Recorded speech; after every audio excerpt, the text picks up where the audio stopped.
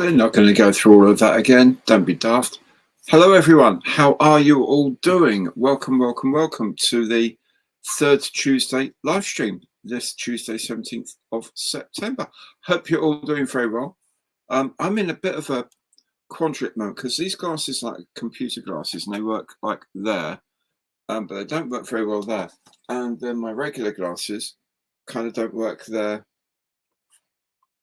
either. So I don't know which ones to wear. Anyway, I'll probably go for my regular ones and sit back and look professorial, perhaps, if I do that. Anyway, hope you're doing very, very well. Welcome along to the live stream. Let me see, quickly see who's in. Nigel has had his chili, got his beer in hand. Fantastic. Joe is, yep, hi. How are you doing? What's the beer drink of the evening? Why does it keep flashing like that? I don't know. What's the beer of the evening? The beer of the evening is Ghost Ship, but 0.5% low alcohol beer. Because going on a bit of a health kick from now through to Christmas, probably overdid it a little bit in Albania. So need to lose some weight, keep off the beer and the ale and the wine and spirits and all the rest of it until Christmas time, and then start enjoying ourselves again. For some reason, it keeps popping in and out on my screen. I hope it's not doing it on yours. If it is, I'm sorry. I actually don't know why it's doing that. I've never seen it do that before. Yeah. Sorry. As long as it comes back again, I'm happy. To Baldy Go, hi, how are you doing? Simon, Matchbox Challenge Simon. Cranbourne Poachers 5.7 Ruby. Oh, that's a very, very nice pint, mate. By the way, Simon, I shot this very afternoon the box reveal of the Matchbox Challenge, I think number 7, the one that arrived earlier. Wow, it's all I've got to say. Wow. Everyone else, you're going to love it when you see it, but my goodness, I'm excited to build this one. You think I've been excited over the Halifax? Oh, you have not seen anything yet, let me tell you.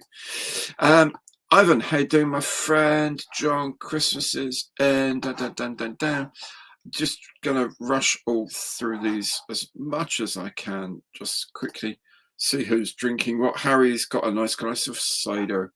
That's very nice. Ivan, I guess that means high five. So high five to you, matey.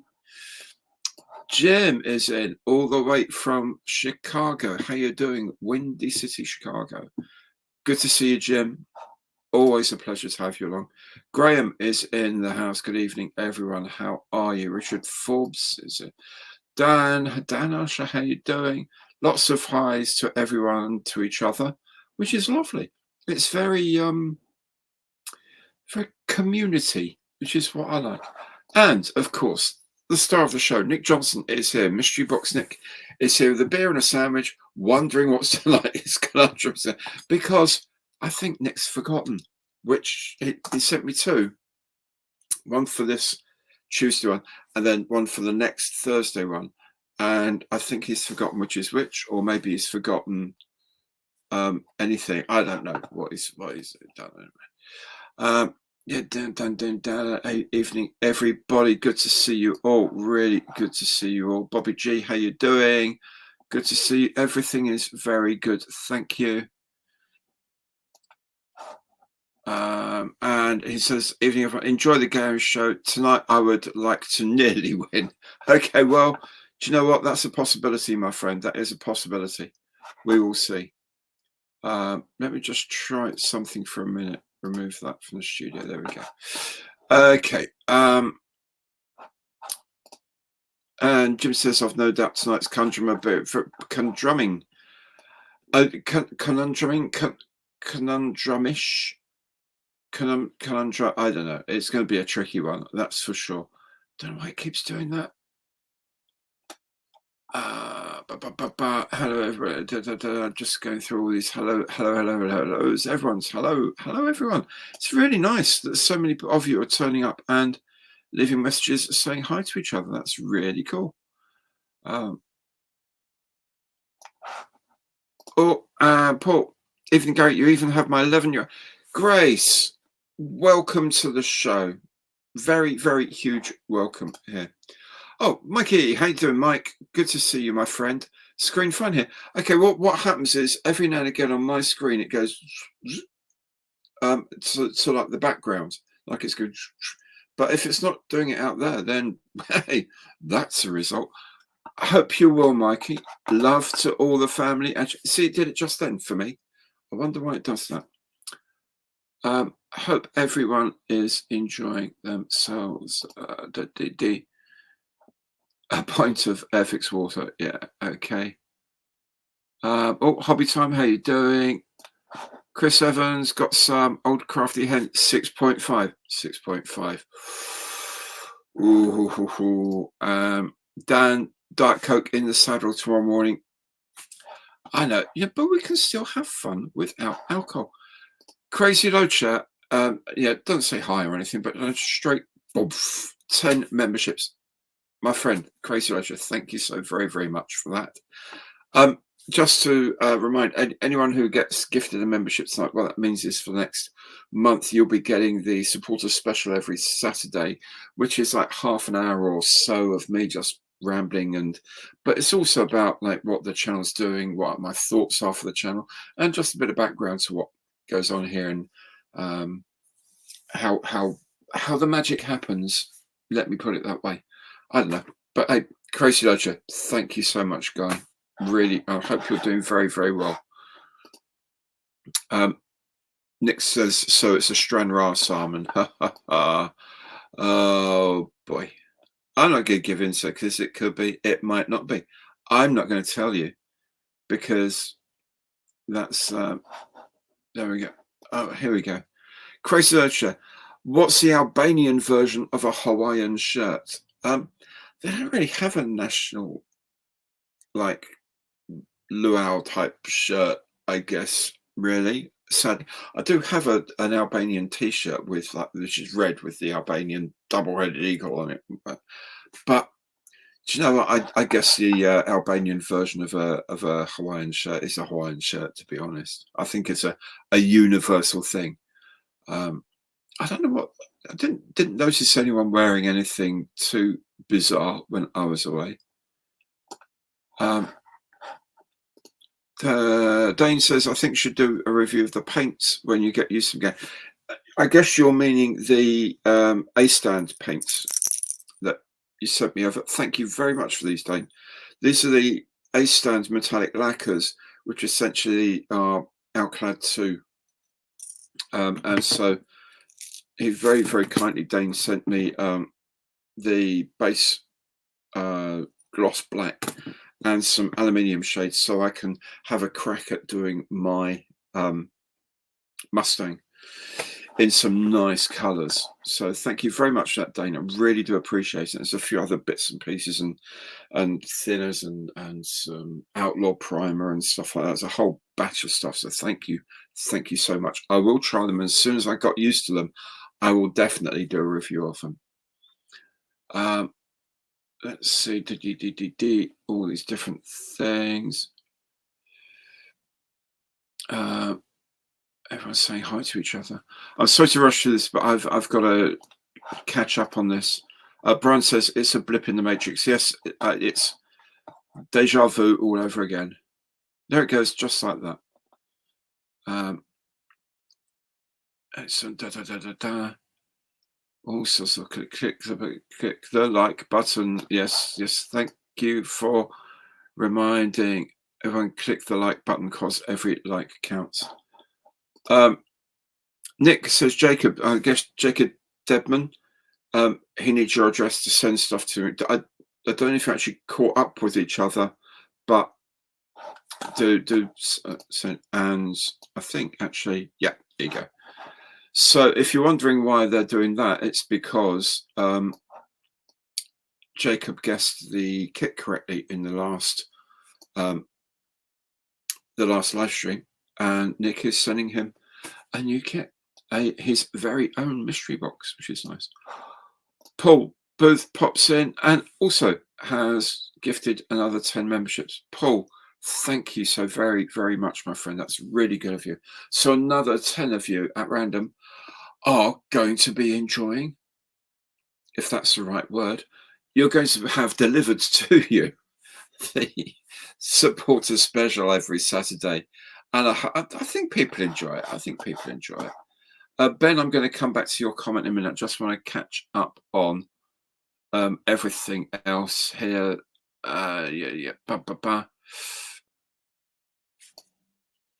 So there we go.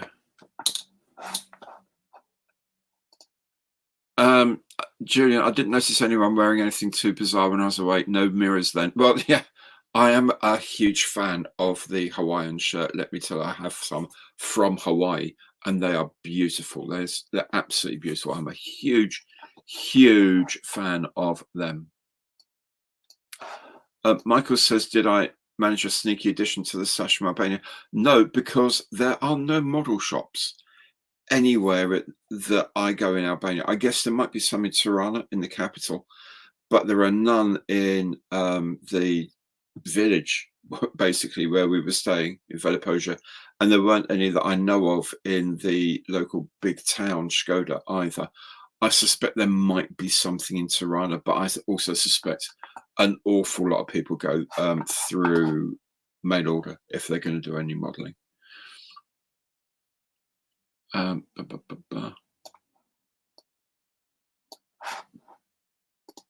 this is interesting. Chris, in the middle of doing the Airfix 172nd Beaver, using milliput for the first time to make seat cushions and soundproofing padding. That's actually a really good call, actually. I like the idea of that, the sort of soundproofing, because with the milliput, it's like a two-part I guess it's like an epoxy, but it's a very sandable filler type thing.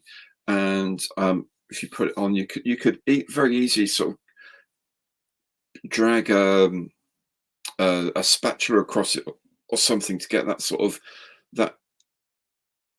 cushiony effect. You know what I mean? That sort of diamond shaped stitching you get on cushioned walls in airplanes. That's a good idea. You got to send me some pictures of that when it's done. You really do. Neil Carter comes in. Hi, first time here. Go easy on me. There's nothing to go easy about, my friend. Everyone's welcome here. Everyone's welcome. Say what you want. Write what you want. Join in. Whatever you like. The evening is here for you to enjoy, as well as for everyone else. Here, Andy Wilson. The only thing wrong is it doesn't show up on the TV app. Okay. Let me look into that for you, Andy. I'll see if there's another way I can get the link to you. If it doesn't show up on the app, it doesn't show up in the. I haven't looked at the TV app for ages, so I'll have a look and see if it shows up in the community pages, or if there's a way of finding it. If not, I'll ask YouTube what the story is with that, because that's ridiculous. That's very poor. I will find out. I will find out. And oh, here we are, Nick. Welcome, Neil. We're easy on everyone here. Yes, we are. Well, we certainly try to be. Yeah. So, excuse me if I haven't picked up everyone's comments, but there are so many of you saying hello to each other. It's really, really nice. So, thank you so much for everything.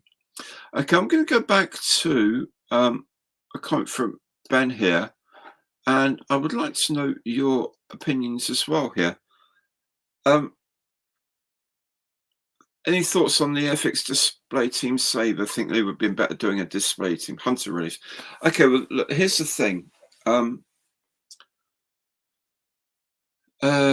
a week, just shy of a week ago, I got an email from Airfix, and they were saying, "Hey, look, secret embargoed release." And I thought, hey, at last they're seen sense and they're going to do the 172nd Halifax.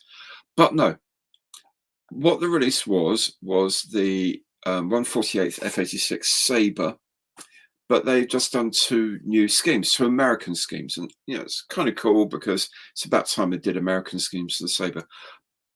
But it was just a shock to me, not a shock, a bit of a surprise to me, that it was put over as this great, amazing, wonderful, secret release and all that. And you think, really? I was underwhelmed. I did have a thought that maybe that there's a thought at Airfix that they want to do these sorts of releases, but press releases to their YouTube creators and uh, content creators in general, always people that basically spread the word for them. But that after the issue with the ME410 release last year, which was a video online before Airfix even announced it, because someone had got a kit through means which we don't need to go into, but Airfix know how it happened. I think that made them very wary of doing any sort of pre-release communication ahead of anything big. So I kind of was thinking, is this possibly like a let's try it out and see if anyone blows the gaff on it early? Because if they do, we're not doing that again. But if they don't, maybe we can trust them to keep quiet. I don't know. It just seems a bit of when they're releasing new things during the year and they're saying, but we're going to do that later in the year, and then they do, and it's on the workbench. They publicize it, like the Chipmunk schemes are on the new schemes for the Chipmunk, the Irish Air Corps one, the Portuguese one, and the bright red Charles, well at the time Prince Charles, learning to fly one. But I guess it was eventually subsumed into the Royal Flight, the Queen's Flight, which is why it was that colour. That just gets put through on regular chat on Workbench. This wasn't, but it was kind of like bigged up, and I don't know. Maybe you think it's a great thing, and worth the hype, as it were. Maybe you don't, and you think well, it's a bit much. I don't know. Let me know what you think. I mean, not of the kit itself. The Airfix, the Sabre kit is really nice. I built one a year or more back. I did the Japanese one markings for it, and it's an absolute delight. It's still downstairs on the shelf. Actually, I really like the kit. It went together very nicely. There's some very clever and very good things in it, but I just thought it was a bit overdone in a way, without it being, I just thought it was a bit too much. They made too much of it, in my opinion, to me. I don't know. I don't know what you think. But let me know. Let me know. Oh, James, how are you doing, my friend? Haven't built for a while, making the best. Yes, and don't blame. James, let me show you what you wrote. Unless you tune in on Mondays at 2 p.m. to the Three Veterans show, Bearded Veterans creates hosts that I'm sitting in on for a little while, you won't see that I've been working on my Himeji castle that you kindly sent me. And there it is. I really, really like this. I'm really happy with it. So it needs to be primed next and painted. Then I'll do some texture on the floors, and then I'll use the sort of green flock that came with it to do the vegetation here and put the trees on it. But I'm really, really enjoying this. So if you can see this, guys, it's a really lovely 1/800th scale kit of Himeji Castle in Japan, made by Doyusha. Really nice. So thank you so much, James. It's always fun to do something different. I mean, I love making planes. That's, don't get me wrong. I love making planes, and I'm a vehicle, so I do ships when I do. Mainly, I have to say, aircraft. But sometimes someone sort of comes on with something you think, do you know what? That looks like a laugh, and it's brilliant. Absolutely brilliant. Really, really, really enjoyed it. Jacob, I do like the scheme for the display sabre. Yeah, it's neutral. Neutral sabre isn't going to be around for a while because that sabre's not that old. I think it's about 3 or 4 years old. So That's not going to be happening anytime soon. If you mean a new tool release, then I'm kind of surprised it wasn't something a bit more substantial. But hey, and yeah, well, do have a rant about that. The tank bundle that they do, 3 tanks, and 2 of them are Tiger ones. I guess they're just getting rid of stock, and it's a way of doing it. I don't know. Dane says thinks the Airfix as a company is struggling. Well, maybe, I don't know. When I've been chatting with Dale and a few others there, I just get the impression. I mean, let me make it quite clear: they have not said a single thing. They never do talk business, ultimately, to us at all. But just from the kind of the comments and the way they were talking, it just seems to me that Airfix is one of the parts of Hornby Hobbies that's actually doing all right. And there are other parts of the Hornby Hobbies empire that are really struggling. I don't think we'll ever see Airfix hived off as a separate company ever again, but I think they probably would like to. But there we go. Kirchwell, hi, I enjoyed tonight's live stream with your 1-week-old daughter. Very, very many congratulations. The very best of health and happiness to you all. That's wonderful. Delighted. Congratulations, Kirchwell. Really, really nice. I think, and getting her into modelling really early. Very good, man. Well done. Well done. Jaws, yeah, same old sabre, different decals. Yeah, I know. Same thing. Jim, not thrilled. I'm not.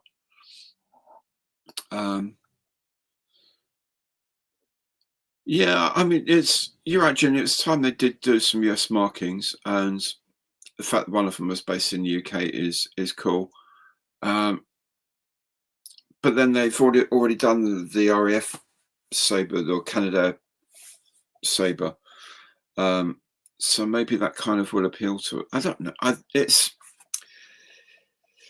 got all the parts of all the kits in the past have had wings with and without the leading edge slats, for example, and things like that. And all the parts are in this kit, but you can do what you like with the kit. The investment is in new box art, slightly new instructions because you've got different decal layouts, unless of course you do a separate decal layout sheet, which is then the instructions can stay the same, and then the stencil and decal sheets can be reprinted separately. And of course the decals themselves, which are actually very, very expensive to do. Other than that, it's what they do. It's you release year 1, you release the Canada sabre. Year 3, for example, you release the Norwegian Japanese one, which is one I built, and then year 5 you release an American one. And that's how they do it. They call them CapEx 2 and 3 releases. CapEx, capital expenditures. CapEx 1 is your lead release, a bit like the 124th Spitfire had its lead release. Then the CapEx 2 in this case is the new Spitfire, the 12. It's a 12, isn't it? Or an 8? It's an 8. Of course, it's an 8. The Spitfire, sorry, it's underneath my desk. It's the box. So your CapEx 2 release is an 8. CapEx 3 will be another version that'll be slightly different, but we'll have that. But then you don't have all the new tooling of every single frame to do, and that's what they do.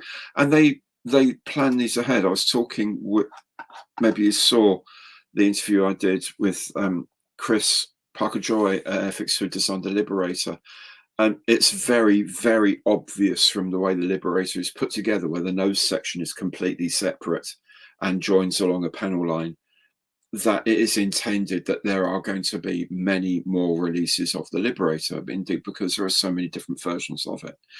And I asked him, do you do that at the time or do you do that later? And he said, you plan ahead. And So everything they need for the next 2 or 3 releases of the Liberator has already been designed, has already been test shot.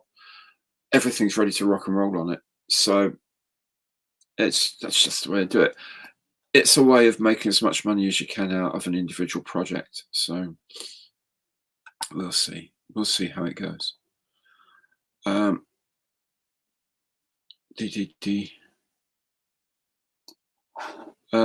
Jim's been talking about the AK markers. I have to say, I am loving them.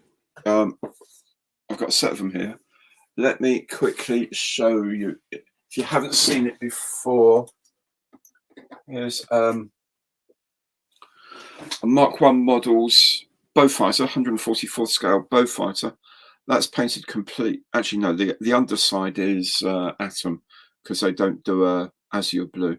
But the top, the black on the tail and the sides, and the camo is AK markers, and they go down really quite surprisingly well, even at this size. They're really good for touching up bits. They're really good for wheels, tires, and stuff like that. I've used them a lot, and I really like them. Brilliant for D-Day stripes. Really, really good for D-Day stripes, because you can get them to look like they've been hand painted on, rather than just spraying white and it goes like a block of white. You get some sort of texturing into it, and they look amazing. Really, really, really liking it.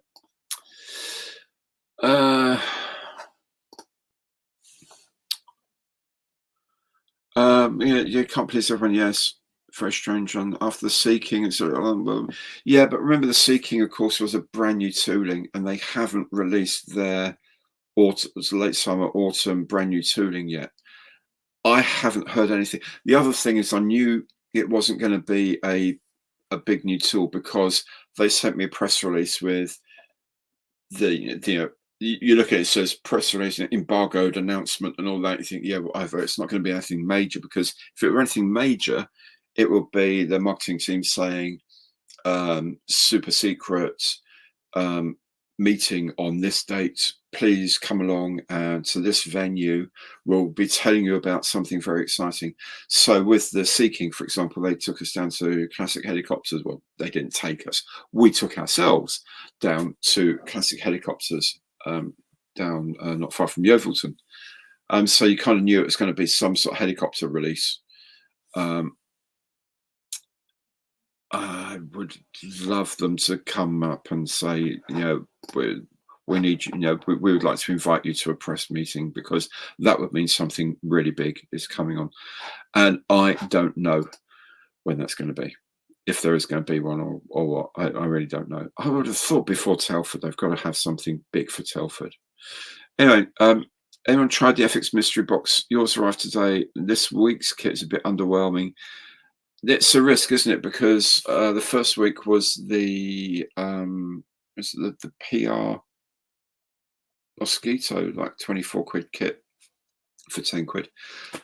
They did say it could be $11.90, equivalent of $11.99, or it could be anything up to 30 quid. So I don't know.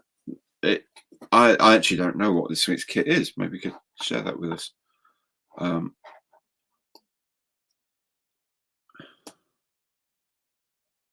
There's lots of queries about likes, and I can't help you with that, because I don't see that on my StreamYard. I don't see things like likes. So, yeah, Chris, another one distinctly under released. Yeah.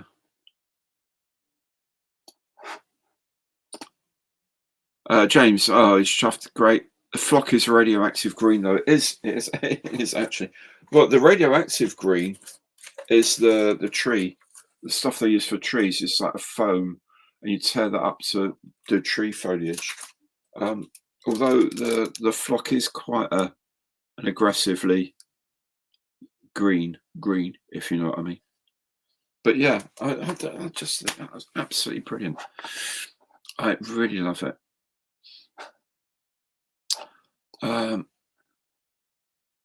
What was that? Jim's trying to bump the algorithm here. You liked it twice, once on the TV app and once on the phone app. I'm impressed it allows you to do that. But well done. Absolutely well done.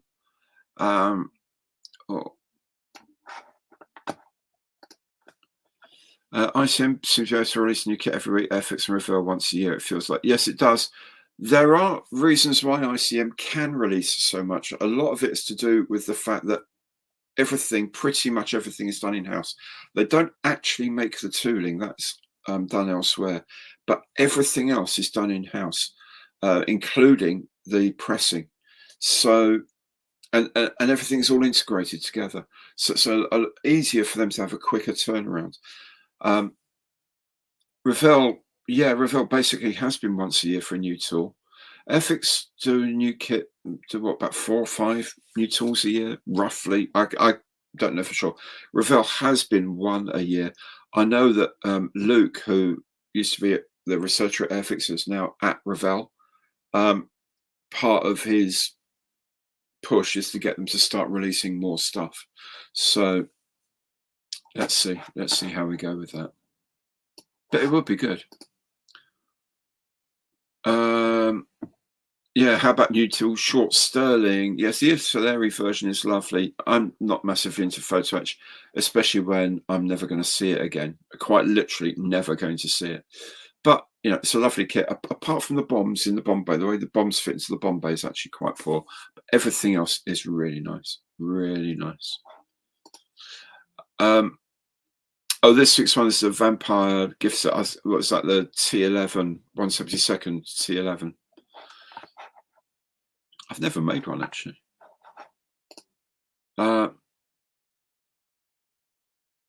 Yeah, so FXO wrong scale. Yeah, I don't know why they haven't done a 72nd sabre for ages and ages, have they? Absolutely ages. And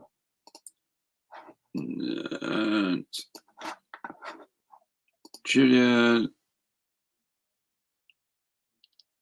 online shop is with 2 entries each for 172, 140th. Absolutely no idea what is going. Absolutely no idea what is going on with FX, to be perfectly honest with you. Richard says the 124th Spitfire 8 is great and it's getting to the painting stage. I do love that 124th Spitfire. I'm really looking forward to making mine. I really am.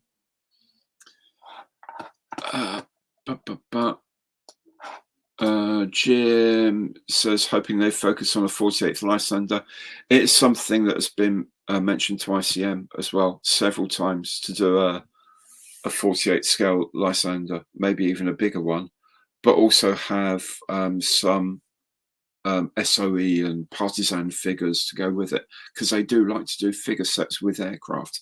So that, I think, would be a really cool set of a Lysander with pilot SOE operatives and some sort of members of the local resistance meeting them. I think that'd just be outstanding. You've got to remember that Revels have done some new tool Halifax bombers. Yeah, they're a bit older though. I think, aren't they, Joe? I don't know. They're getting on. They're not. I know the first one they did was essentially the Matchbox one because they bought the molds, but then they did a new tooling of it. But when was it about? I actually don't know. It was like 2011, 2012, something like that. I don't know.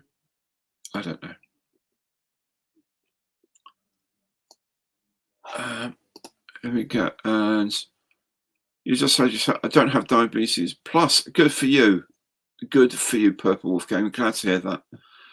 Yes, you'll be around long if your kids wish to. And your 3-year-old wants to start modelling. Absolutely brilliant. Absolutely brilliant. I'm going to rush through a lot of these if I can, because I think it's time to start looking at this fortnight's Conundrum kit. Dale's going to send me in 124th Hallis. Yeah, they did the 124th Lancaster couple of years ago, don't they? And let's hope. Well, yeah, let's hope that's true, Paul. I mean, they do get overstocked quite a lot, and they're not going to release new stuff until the warehouses are kind of empty.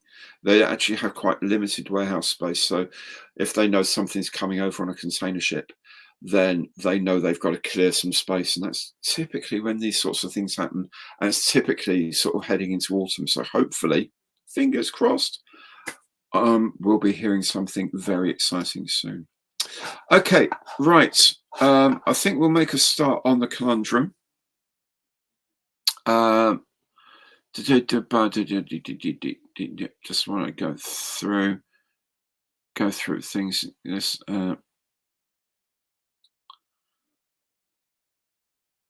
okay.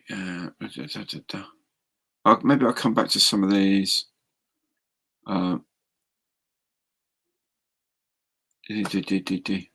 Right, I'll come back to some of these because I do want to start the conundrum going. So this time out, the conundrum is here.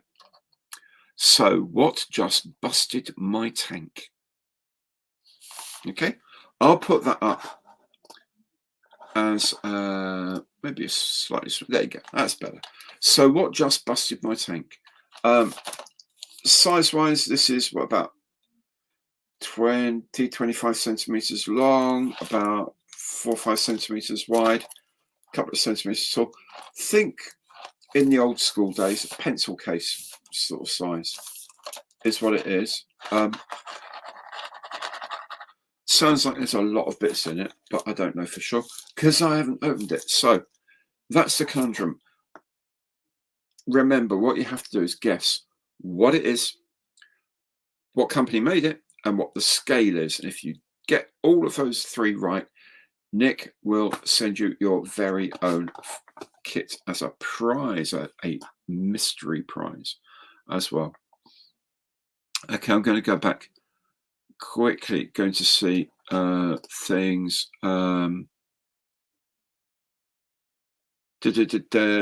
Yeah, maybe the communication is better, and they can react much quicker because everything's in house, including figure design. Everything is done in house, so that's good. Richard, thinking about getting the Airfix Bulldog now the barder decals are out. Yes, but I would point out the barder aircraft isn't the Bulldog that you get at the moment. It's going to be the next release of the Bulldog, because the one Barder was flying had the slightly, I think it's a 2A, and it had a slightly larger engine, and it may have had a different rudder, but definitely had a bigger engine. So to be absolutely accurate, for it to be a 2A, you'll need to wait for the next release to come out. But you know, it's potato, I think, you know, at that sort of scale. For me, if you just want to have a Bulldog that Barder flew in, then by all means get yourself one. I did get the other day a set of photo etch bracing wires for it as well, which seemed to be a very, very sensible idea, let me tell you. We go.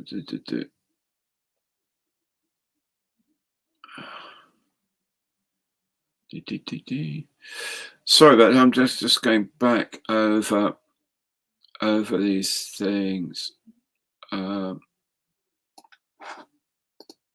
Yeah, Danny says, when if it's 15 new tools in 3 years and ICM and transit 15 a year.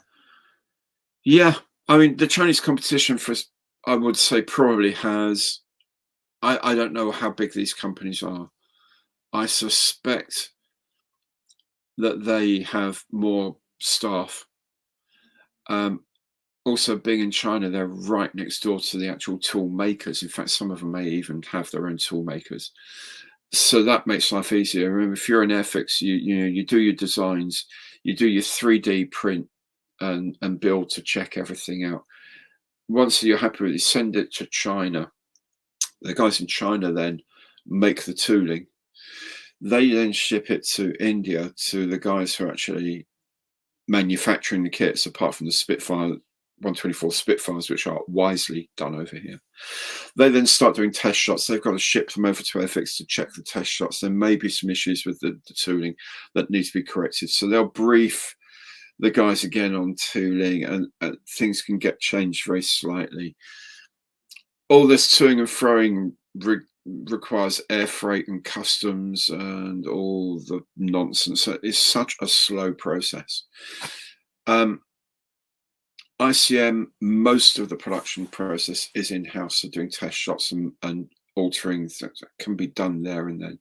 So I think that's the problem, really, is that the ICM and the Chinese people like Trumpeter and people like that really can do a lot of them because everything's so centralized. Now, if Airfix could have their own production over here, for example, like the 124 Spitfires, if they could organize that, yeah, the problem is going to be cost then. They're going to be a lot more expensive because making stuff over here is a lot more expensive, sadly. So I don't know. There's not any easy answers, I don't think.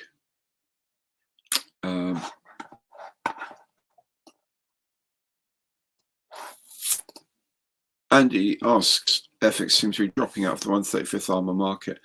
I don't know if their arrangement with Academy has ended. I do know that the the ferret was designed and made in-house completely. Well, that wasn't anything to do with Armory. Academy, apparently. I don't know about the Katie and the Bedford truck, but it might be that they're starting to do their own, a bit more of their own in-house armor. But I think it's a big step for them to go to anything else. So it might be they're just thinking, well, it's not our market. We're being outdone by other companies, and are we really wanting to do that? I don't know. ACF Nugget, he's had did well at the Airfix Mark 5 offer, bought the Liberator with hobby points, grand, and 172nd Dan is also getting the Spitfire. That's handy. Well, that's the one thing is, of course, that the free Spitfire offer and things like that, you can use your hobby reward points. I have just had a load of them added to my pot from a long time ago. I had to chase them up about adding things from quite a time ago, but they've done it, so it's cool. That Revell Halifax is a 2011 tool. Yeah, that makes sense. Okay, Conundrum. Julian says submarine that won't fit in a fish tank. Okay.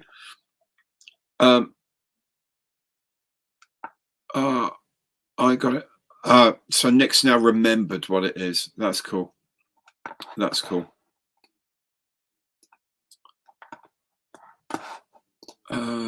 Paul says, like to see Revell do a vintage classics type releases of Matchbox molds. That's a very interesting idea, actually. If they still own them, that would be a very interesting approach for them to do. Do the same things that Airfix do, like get new decals and stuff like that. Yeah, suggest it to them, or I'll tell Luke next time I see him. Any chance of ICM doing the Bedford MK or MJ 4-tonner in 135th? What you do, Paul, is if you go to the ICM website, you can find there a suggestions page, and it probably won't make next year's catalogue.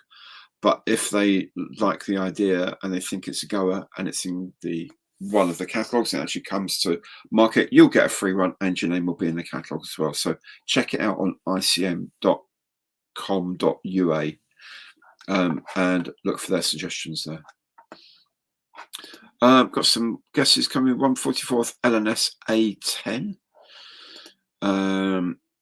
Portland, an M1 and M9 bazooka, 1/6 scale from Dragon. Oh, I see. What's this? A pre-crash post would be in a little bad taste, I feel. Yeah. That was right. Yeah. Okay. What have we got here? British Piat and Enfield number 4 Mark 1 rifle dragon.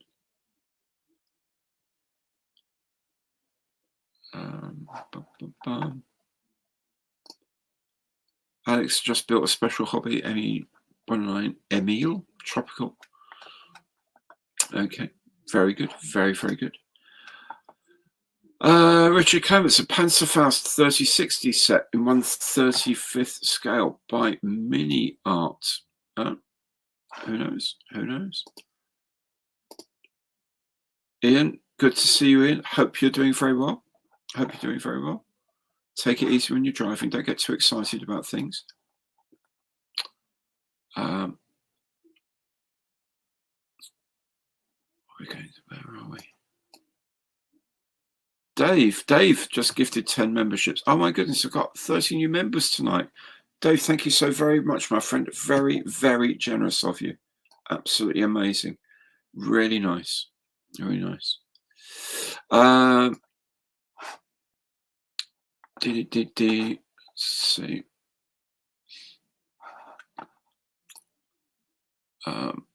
Here we go. Phil, Panzershot 135th 100mm anti-tank gun, version 53. Bill, Dragon US bazooka sets in 1/6. Ivan comes in with Tamiya 148th Panzerfaust. Andy, FOG 135th Dragon's Teeth. Now that's a cool idea. Joe is throwing in the towel fairly early here. I can't think of anyone on this. I can't imagine it. I can't think of anything. 1/72 scale, 88mm flak 36. No, it isn't. There's there's the memberships going through from Dave. Thank you so very much, my friend. And apparently, very cold so far. Ooh.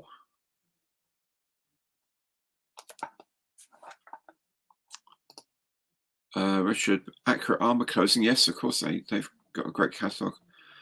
Yeah, they do. They do, indeed. It's very sad to see accurate armor close, actually. Email about discounts on this site. Yeah, quite well. Your local model shops are going to be running quite tight margins on that, but at least they're getting the business and they're getting the repeat business, I guess, as well, which is more important that you're going to go back there for other things. So, you know, that would be good. Purple Wolf Gaming. Will Airfix ever have a new tool for the FA-18 Super Hornet? Who knows? Maybe they will. I don't. My personal guess is it's not on their radar terribly much. They did that very awful Top Gun 2 tie-in, which was the FA-18A, not the FA-18E. Almost a different aircraft. I mean, to the point where the Americans actually did consider renumbering it instead of F-18 to FA-25 or something. I don't know, whatever. But it was so different, and it was a terrible thing. The kit's older than the first Top Gun movie, actually. So I don't see them doing it any time soon. And let's catch up with some of these guesses. Jaws, 144th or 1/10 A10. No idea what make. Okay. Firing line, 135th Wombat 120 recoilless rifle. Tamiya German 88mm flat gun, 135th. Remember the size of this thing? It's like a pencil case. If you look at that, it's not that big a thing. I don't know. I would have thought eventually someone might do it. Joe, Project 628 Soviet submarine 1/350th micrometer. Interesting idea. It's a tank as in air tank as opposed to Airfix Matador 5.5-inch gun. Darren Hinks 1/72 Typhoon. Again, it's not an Airfix shaped box, is it? It really isn't. I'm totally don't know. Model Collect 172nd Jagdpanzer. Firing line 135th, one back 120mm recoilless rifle. David Markey comes in the AC Matador 5.5-inch gun set. Andy Wilson says the shape of the boss mux mean it's not a mainstream kit. The other thing, of course, Andy, is it's Mystery Box Nick who sent it, so it is unlikely to be mainstream, I would say. Oh, the box is cardboard, but I don't know if you can. There's quite a lot in there. Let's see, where else are we? Try and come up here. Julian, Harry Tank Buster, no, definitely too small. Kercheval, 1/10 resin soldier bus model of a captain, well, tank soldier captain. My goodness me, that's quite a lot. Oh, Julian, this is his Airfix again. 172nd Junkers A7G from Mini Art. Airfix 88mm from David. Kercheval, the box is too thin. It is, you know, as I say, there it is. It's like, as I say, in the old days, it would be a pencil box. You know, it is literally sort of got a pencil here. Yeah, there we go. The pencil and box, so you can see, similar size. It's really interesting. Artillery models, 132nd 40mm Vickers S guns from Paul Booth. 132nd Willis Jeep. No, I don't think so. Ivan Palatoy 148th wood glider with elastic band. A wooden glider that could bust up a tank, I guess. 172nd drone. No idea who makes one. Well, quite. I don't know actually who make. Actually, a few people make drones, don't they? Models Fit does one. There's Clear Prop do the Bayraktar drone. There's a few around. Darren Hinks, Airfix 177 Opal Blitz and Pack field gun. Julian's going maybe 144th scale. Who knows? Frozen solid so far. we're not getting there. So all this anti-tank artillery seems to be absolutely nowhere. So 10.62 Pack 36 by Hat. 172nd Stug. Academy 172nd Junkers 87. Yes, I think it is too small and too thin for that. Percy Hobart's Pike in 1/6 scale. 172nd Missouri Trumpeter. Yeah, 172nd USS Missouri. I don't think so. A 1/12 Wittmann figure. Okay, that's an interesting idea. It's obviously nowhere near it. I'm guessing before long there's going to have to be another clue, maybe by 9 o'clock or whatever. It's Nick's call. Remember, it's Nick's call. It's Nick's game. He's a couple of points off the off now, isn't it? It's 2 points behind. Let's see where he's going now. Julian, the Zvezda 144th Hurricane 2D again. Oh, see you, Ivan. Sorry you got to go so quickly, mate, but thanks very much for dropping by. Hope to see you again very, very soon. I'll see you around on other chats as well, I'm sure. Fine Dutchman. 172nd Henschel 129. No. Brian says Monty, the Verlinden Productions 1/4 scale. Just got a set of figures of Monty and his staff from ICM literally a couple of days ago. So that's pretty cool.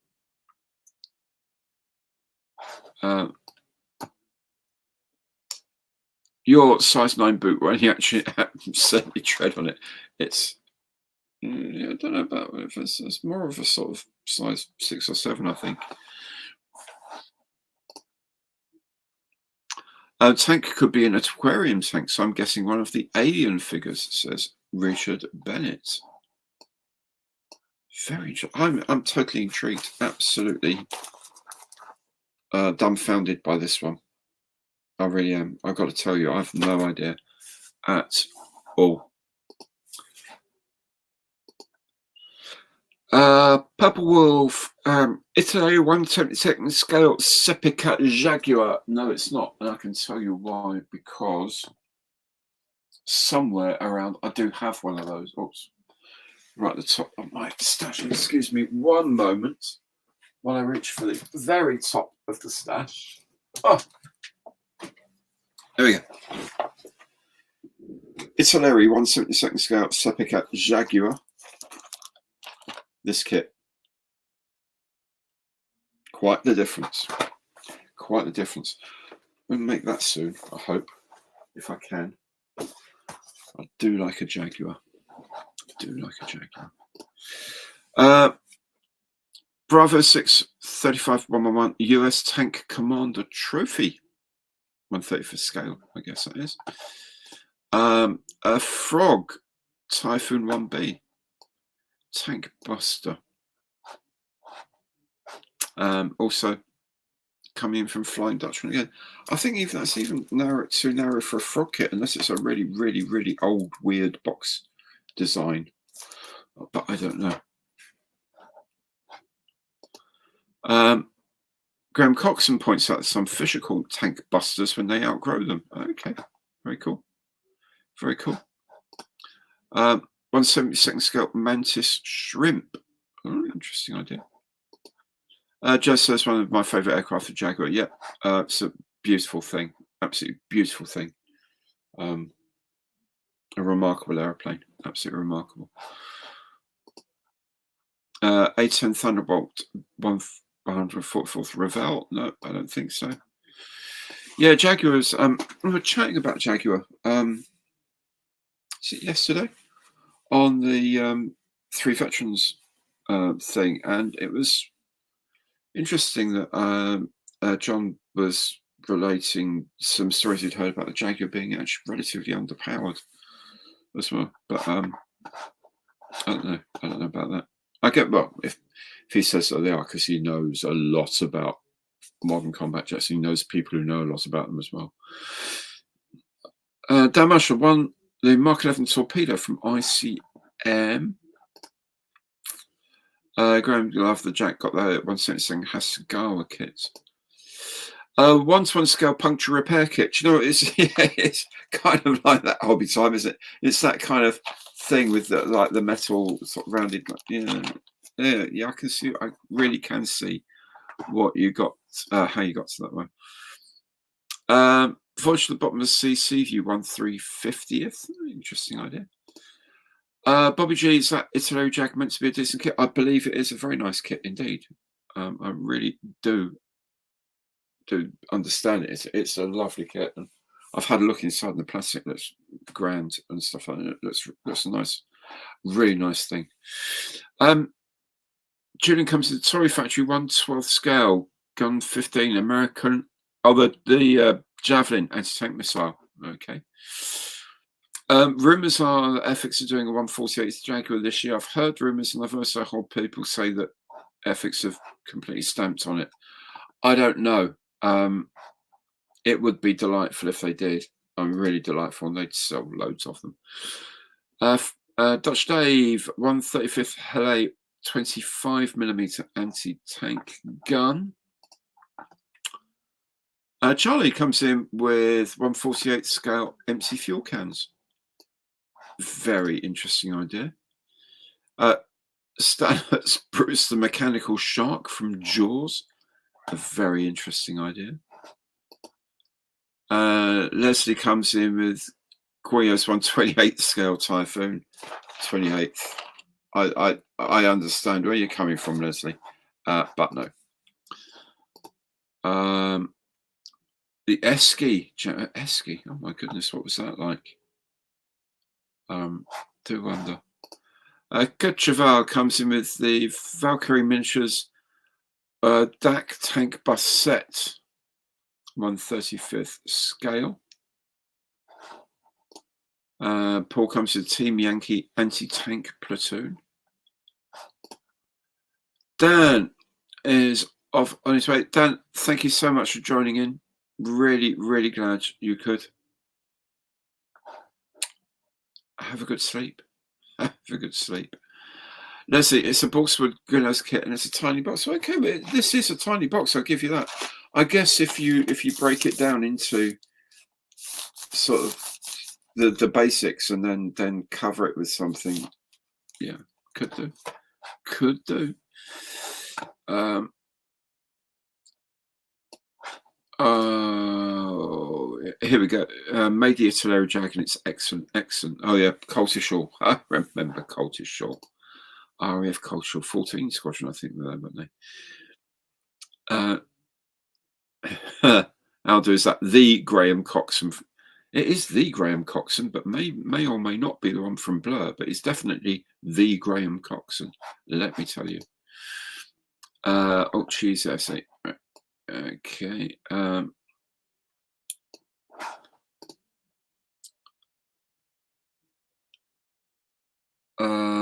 Shape of the box is a bit unfamiliar as it is so long. Well, yes, absolutely. Oh, Nick comes in with, a 6-pounder anti-tank gun busted my tank. Okay, so is this a 6-pounder anti-tank gun? Okay, well, maybe not. Maybe there's a twist to it. Maybe it's a 6-pounder something else, anti-tank gun, but not as an anti-tank gun, if you see what I mean. I don't know. Julian's asking if that's a clue. I certainly hope so. To me, a putty and shaping tools. Okay. And 1:1 scale pencil case by W.H. Smith. It is kind of that size and shape. I really do. Graham, can't play guitar. Don't know about my namesake and modelling. Fair enough.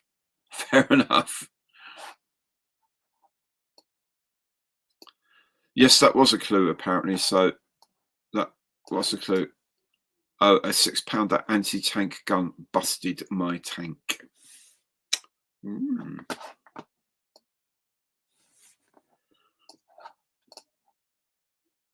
Maybe it's a sub. Well, sort of submarine shape, isn't it, really? I don't know. Guess whatever you do, don't Google busted tank. Well, thanks for that, Paul. That's a good shout. Joe, got to go. You always have to get up early, mate. I know. I do appreciate you coming along when you have to get up at stupid times. So thank you very much for joining in, and I'll catch you around very soon. Yeah. Leslie, to me, a 1/700th scale HMS Rodney. Oh, that would do. That would do nicely.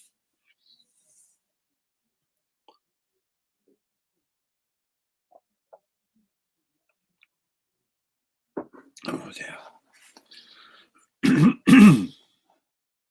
Thing with these low alcohol beers is you can tell they're low alcohol, but even without the fact that you don't fall over if you drink a lot of them. But you can tell, but if they're good ones, you just drink them for the right taste anyway, and they're grand. Hobby Time 1/16-pound round kit. Okay, Mike, off note, yeah. Thanks, love to Kathy as well, and all the family. We'll catch up again before too long, mate. Really good to see you before. Take care. Look after yourselves. Leslie didn't like that beer at all. Okay, fair enough. I mean, each of us have a different thing, I guess. AML 1/48 Mollins gun. Okay. Churchill Mark III had a 6-pounder gun. Okay. There we go. And ATF Nugget is saying good night to Mike Redwood. Mike and I go a long way back, like school days back. He's a top lad, absolutely top lad.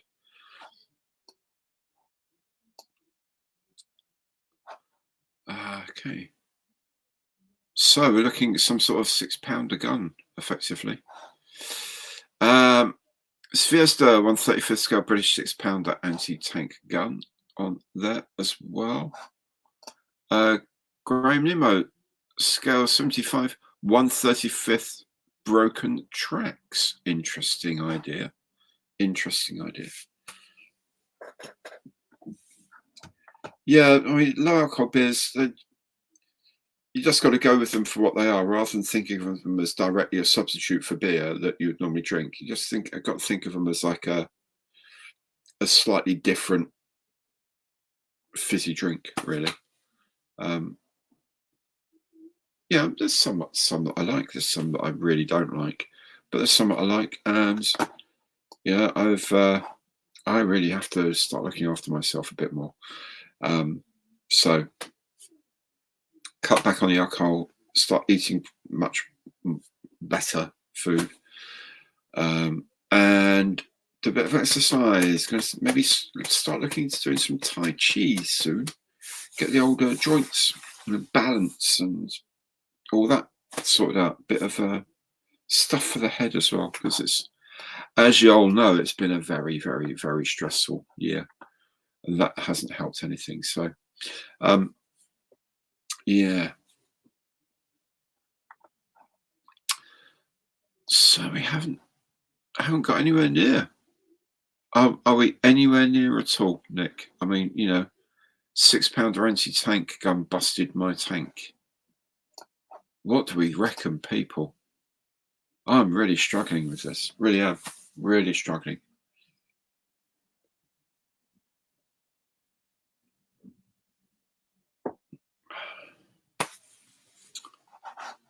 Here we go. Artillery models £6 iron gun, 135th scale. Valiant Militaries 28mm British £6 anti-tank gun and crew. That would be interesting. That would be interesting. 28mm. Yeah, that's kind of nice size. Yeah.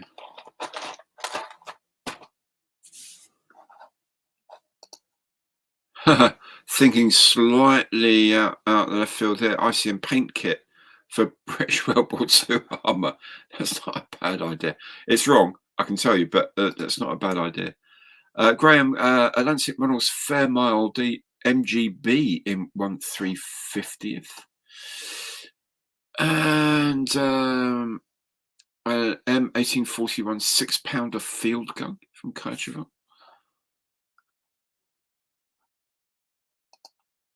And Paul Booth to before as a former one Royal Tank Regiment crewman, I was asked that question many times. I would imagine you were, my friend. Airfix Brent gun carrier and £6 anti-tank gun. Again, not an Airfix box shape. You know, Airfix don't do stuff like that. I haven't for a very, very long time, I would say. Not a clue. So cold, the heating is going on. Oh my word. Okay. So I don't know where to go with it either, but you know, that's the game. Valiant Enterprises 54mm British paratrooper Piat gunner. Projectile infantry anti-tank.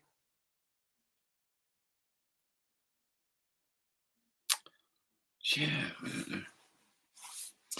know.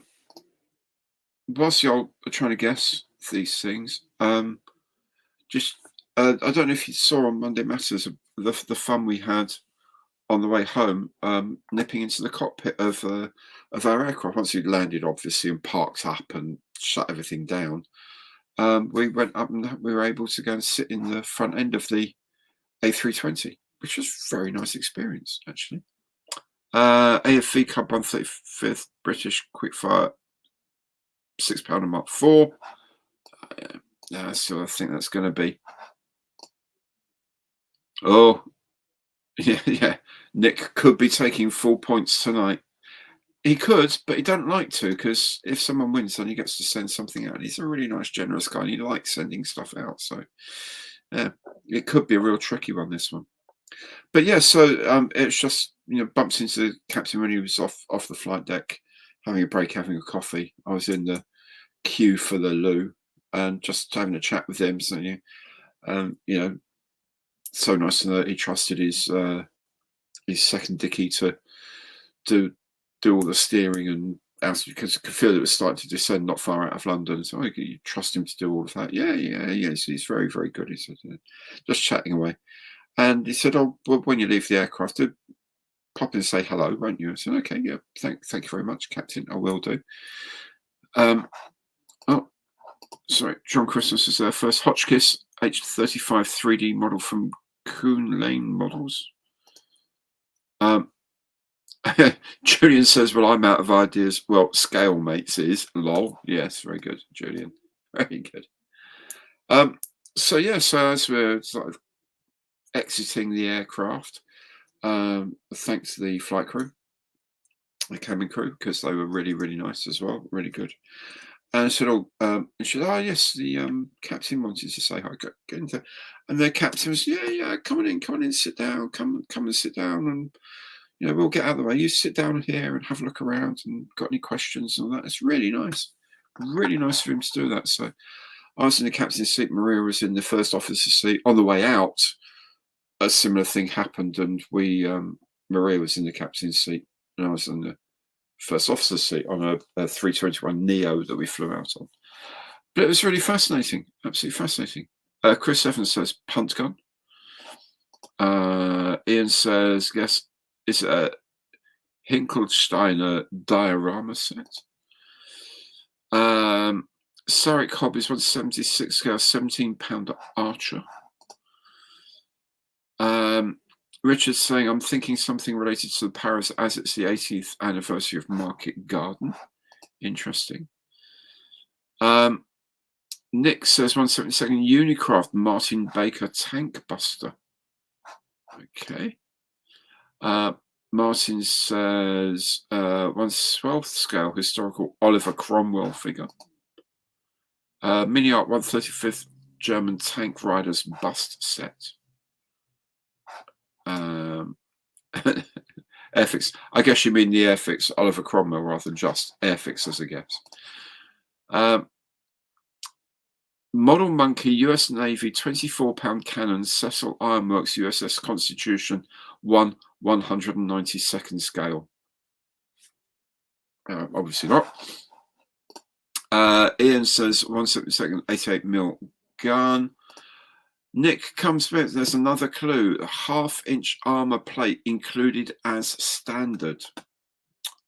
1/2-inch armor plate included as standard. Okay. So we've had the original clue. Let me just check. Had the original clue, and we had the 6-pounder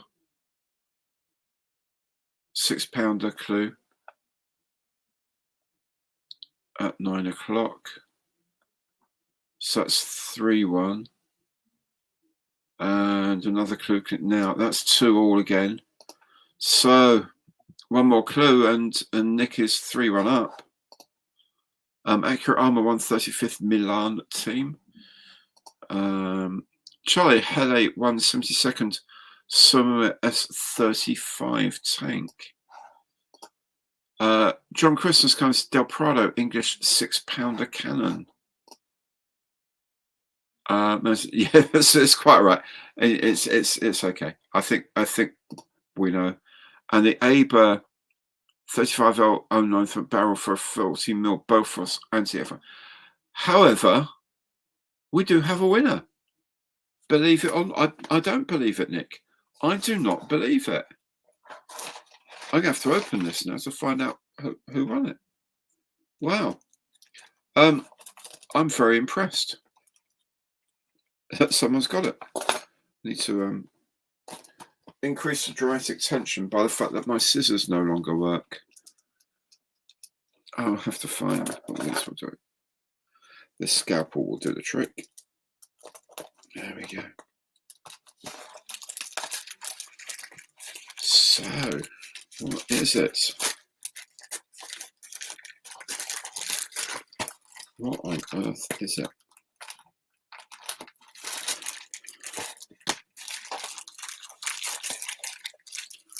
Now, for someone who makes models, I've got a precious low volume of sharp stuff with which to open things here.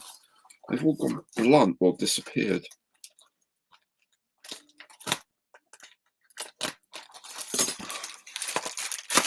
Right. That's broken. Open. I tell you, running this channel between Nick and Simon is like Christmas every day. It really is. Well wrapped, Nick. That's probably why you forgot what it was. Good grief. It is the Martin Baker Tank Buster. Oh my goodness. 1/72 scale.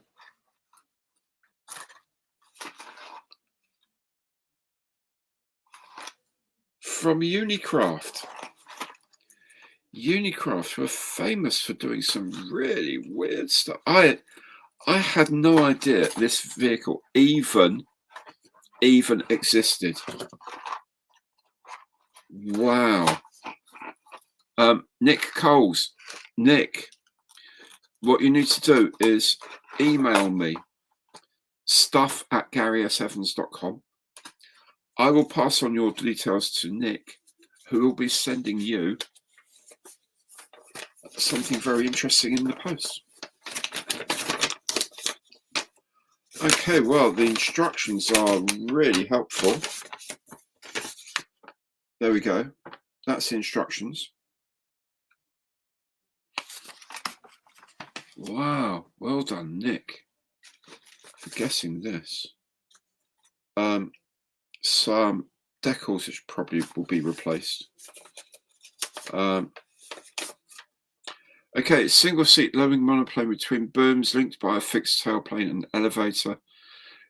Single rear mounted engine, 6-pounder anti-tank gun in the nose. Okay. The entire fuselage and engine cowling covered in 1/2-inch armor plate, weighing approximately 4,900 pounds. 4,900 pounds of armor. Power plant was a Griffin 2, producing 1,760 horsepower with 10'6" propeller, 30 shell automatic feed. Absolutely incredible. I had no idea this project even existed. Here's a big chunk of resin for the wing. I mean, these are like old resin molds. You know, the wheels and stuff there, and it says here,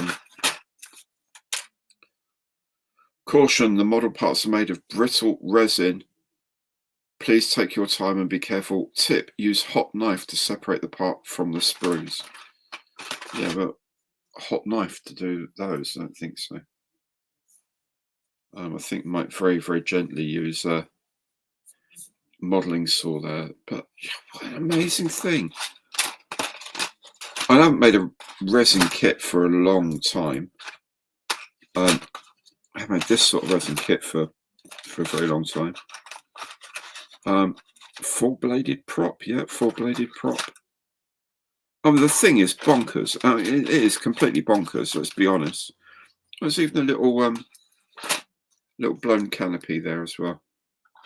I guess you paint your own markings onto that. But what a delightful thing. What an absolute nightmare it's going to be to build. However, I mean, the flash alone is frightening, but I guess that's how you used to make low run kits back in the day when, you know, you couldn't just make all this stuff.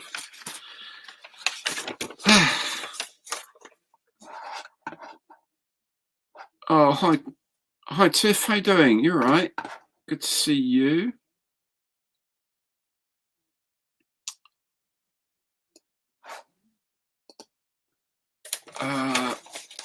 That Martin Baker even being up Kimmy Kit of the Week. Well, you never know. I'm going to have to investigate building resin stuff like that. I have built resin kits, so obviously before, but not that old and not that style. But I am so tempted to, because that is an absolute beauty. I don't know what scheme I might do it in. I mean, it's in a desert scheme there, as you can see. I might be tempted to do something else. But yeah, what a wild aeroplane. How about that? Nick, well done, my friend, for putting that together. That is an astonishing thing. Absolutely astonishing. Wow. Okay, well, that's jolly good. Yeah, do you know, I haven't heard about it either. Nick says my last clue is going to be not a bang seat, because obviously Martin Baker make the world's finest ejection seats, and they used to make planes. So I saw someone, now they're called S Model or someone like that, is doing some bonkers large scale kit of the B-57, the Canberra B-57, I think 1/32 scale, with another company in resin. But they are also doing a Martin Baker MB5 fighter in 1/32 scale, so could be cool. Could be cool. Dane is off. Thank you so much for joining, my friend. Lovely to see you. Thanks for all the stuff, by the way, as well. I will work on the paints very, very soon.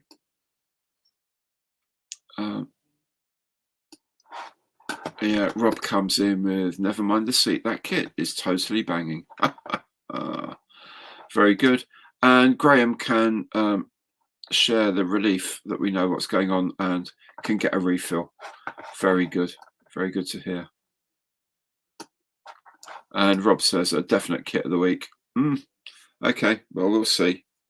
As I say, I'll have to investigate a few techniques and things before I do, but I'm absolutely intrigued by making this. I do like the idea of it.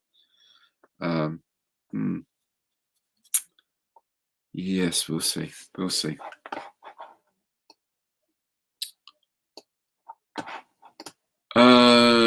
Tiff, I just started the wings on your Sturm, Vic. Excellent. Excellent. Glad to hear it. Rob, MB5, who again? I think it's something like S Model. I'll probably put it on Monday Matters, because they, as I say, they're just doing the CAD on the B-57. Russ Taylor sent me a note about it earlier. So I'll look at, and while I was looking at that, I noticed they were doing an MB5. They're in the design stage. I think what they do is they create a model, then they generate molds, obviously, for the resin, and then they send it off to be molded by some Icelandic model, something or other. I can't remember, but it was they were showing CAD renders of an MB5 and then showing the test print of the fuselage being put together, and they were going to sand them down and get them ready to be the master molds made from that in order to make the resin kit. And absolutely no idea how much. I suspect a lot. I would suspect a lot. 1/32 scale MB5 would look astonishing.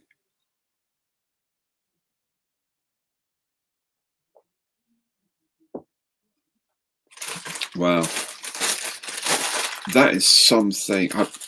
Martin Baker Tank Buster.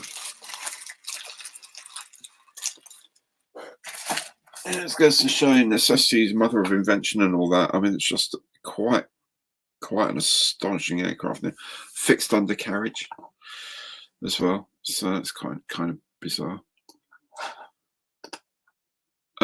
Is it me or are the points even now, Nick?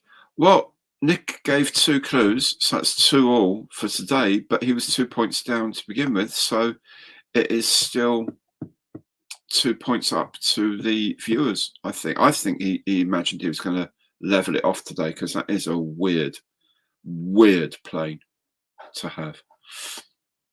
Chris, off to the smoke in the morning. Oh, just down the road. You're very welcome, Chris. Lovely to see you, mate. Do come back. Yeah, as I say, well, it's kind of your call as well, Nick. What you're happy with. From what I understand of the system you and Jules worked out was, if they guess it straight away, 4 points, and then for each clue, it's 1 point to you, 1 point off for the crowd. And you gave 2 clues, therefore it's 2 all. And I think it was 7-5 before tonight, so it's going to be 9-7 now to the audience. So let's see what 2 or 3 weeks time what happens with the next one, which is already up there. In fact, you can probably just see there's a pinkish color up there somewhere. Not doing this terribly well, am I? If I thought logically, I could do it like that. If I thought logically, there we go. There's a pink color there, which is the next box, but obviously I'm not going to show you what it is. So there you go. MB5 Total Drew Fang machine. It was a pretty good looking. It had a bit of a look of a Mustang around it, with the radiator being sort of quite low under the fuselage and quite far set back. I would imagine it may even have had laminar flow wings. From memory, it had a contra-rotating prop. My hair's a mess. Got to look up Boris Johnson for a minute. I think it had a contra-rotating prop on a Griffin. Yes, they did. They did do a Martin Baker MB5. Yeah, absolutely right. Yeah, you can probably still get them, to be fair.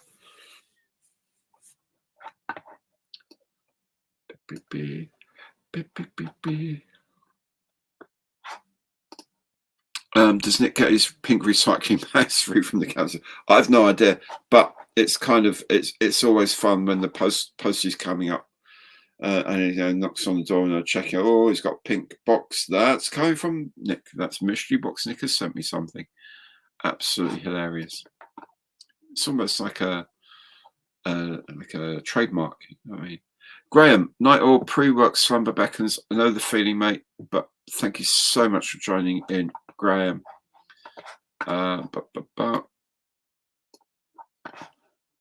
Something pink resting on top of an Airfix kit, is there?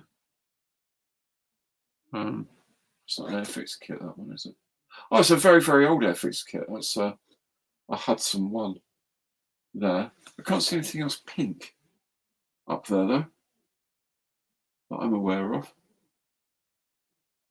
What, of course, you can't see is the box that's down there, which is the latest Matchbox Challenge kit that I was sent by Simon. I've done the reveal shoot of, and I know what it is. Oh, it's lovely. Yep, Nick, must try harder next time. Absolutely must, mate. Absolutely must. June, what year was that MB Muzz? I have no idea. It won first place in CenturyCon 2000. So I'm guessing around 2000. I only know that because it says so.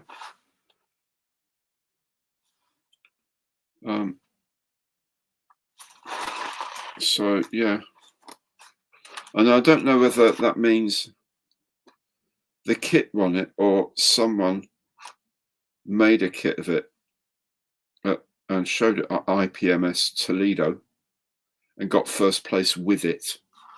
As a result, I don't actually know. Maybe someone will scale mate it for us and find out.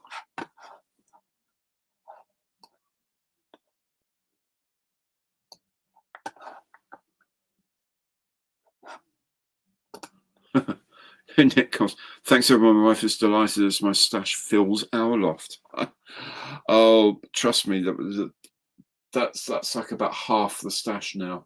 It's just darn things are breeding. Under the desk is full. Under this desk is full. There's piles over there. There's piles in the other room.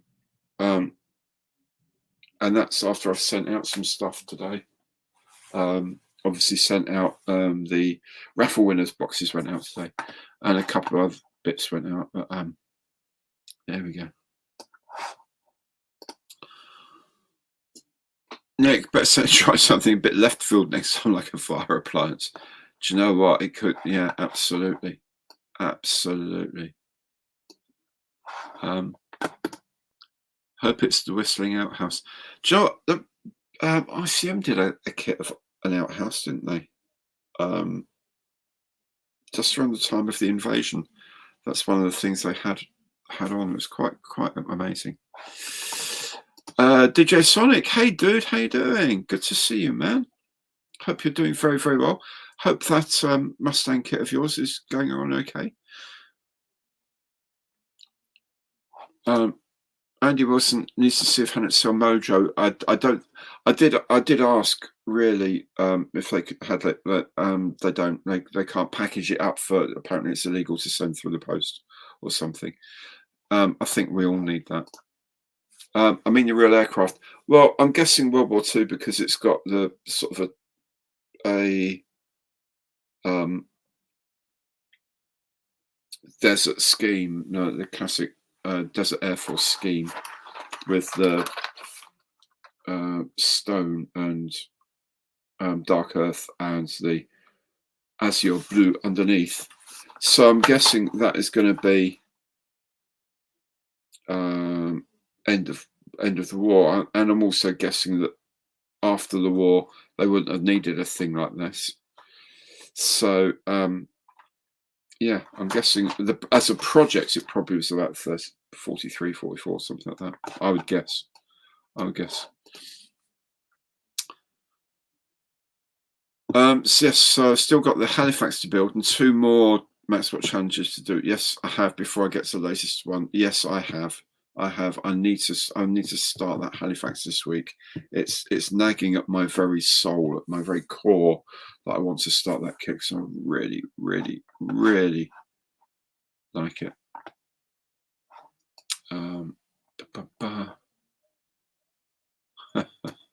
Oh, Tiff, you're not going to start that on here. Hey Sonic, kissy kissy. Oh dear, that's something that started on one of the other live streams, and it's looks like it's going to run and run and run. And why the hell not? Why not? Light portable pump, maybe, Simon. Never sure whether the light came into it with a 4-main carry mini engine. There you go. There speaks a former firefighter. Excellent stuff. 23rd of May 1944. Okay. Julian, need to get that shed built yet. Just my session. I know Maria was actually saying just earlier today we really need to start looking at how to get around the process of building the atelier, if you like, the studio, the production office at the end of the garden, or shed as a lot of people call it. But it's going to be so much more than a shed. It's going to be like proper solid construction, and there's going to be air conditioning, there's going to be a heater, there's going to be a coffee machine and a fridge. Oh, there's going to be some model making stuff in there as well. It also has to have a bit of space for storage, because we do have a shed at the end of the garden which stores a lot of stuff. So we've got to figure that out. And then the idea, I think, is it's going to have like a pitch roof. And so we can put some storage area in the roof for the stash.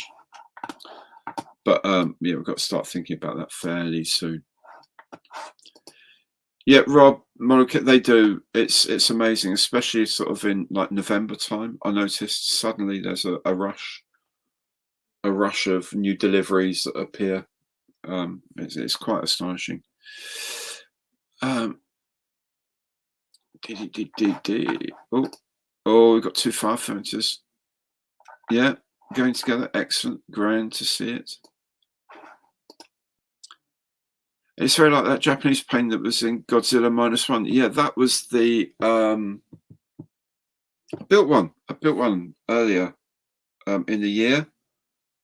Was it this year or last year? Kyushu's Shinden, wasn't it? Kyushu Shinden, the one with the engine at the back and the 6-bladed wooden prop and stuff, and the canard thing. Beautiful looking plane. Really lovely airplane. Sonic is making slow progress. Well, do you know what, mate? Slow progress is better than none, and slow progress is better than rushing it and not being happy with what you do. So, yeah.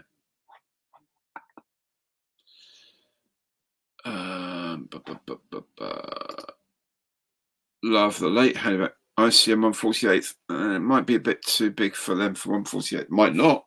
Yeah, I could be disrespecting them. I mean, they are doing the Hamden 48, so it's not that much bigger. Maybe. I don't know. DJ, oh come on, yes, all right, everyone, kissy. Are you happy now? Oh dear, you can tell some of these other things, some of these other streams to do get are just quite bonkers, but they are so much fun. And to only put kisses on Sonic Smash because he's my better half. I don't know about better, Tiffany. I really don't know about better, but equal half. I mean, equals. We do equal things in these worlds. Okay. All right. Yeah. Thanks very much for that. I'm sure I won't. I'm sure it won't. Progress. I haven't touched the Gunnet for such a long time, and it's just like I really just need to do like 1 or 2 bits on it, and then I'll just rush through the end of it, and it'll be fine. But I just got so much going on. Really crazy amount going on, and I really don't know when I'll get back to it. I should do that. I should do that. Yes, we need the Atelier Devons. Absolutely, we do. We do indeed.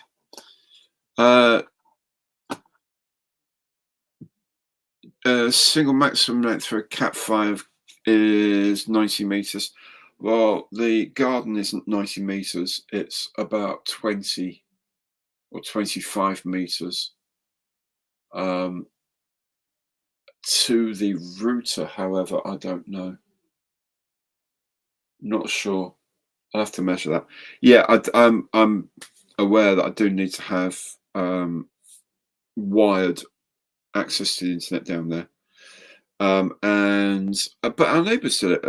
Our neighbours with the same company as well got a place down there built, and they've wired Wi-Fi down there. So it might be we need to move the modem and the router to another part of the house, but I think we should be okay. We should be okay. Andy's been working diligently through the stash in the last week or so. Managed to add another 8 kits. Yeah, it's easy. How many orders do you think I have in the stash behind you, Gary? I have no idea. There's 1, 2, 4 shelves, but then they've got different amounts of things. That's not 1, 2, 1, 2, 5, and 10, 20, 30. I'm probably about 80-ish there, and another 30 or 40 around. So at the moment, it's probably about 120, 130 kits or something at the moment. But there we go.